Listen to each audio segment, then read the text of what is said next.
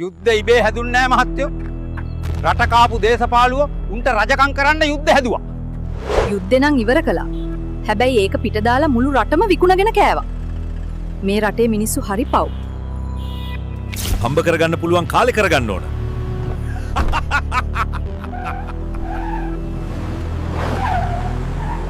මුන් අපේ රීරි මාංශ ටිකත් හූරගෙන කෑවා. කවදද දෙයියනේ මුන්ට මේ කරපු අපරාධ වලට දඩුවම් හම්බෙන්නේ. මේ මිනිස්සු දුක් විඳ ඇති. අපිට පුළුවන් මේක නවත්වන්න.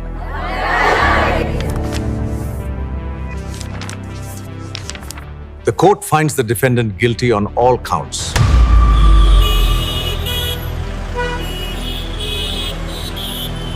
මේව නම් පැහැදිලියම දේශපාලන පලිගෙන.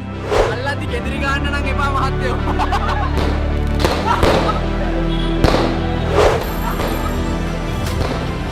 ගහපු කතිර ගැන ආඩම්බරද දැන්වත්?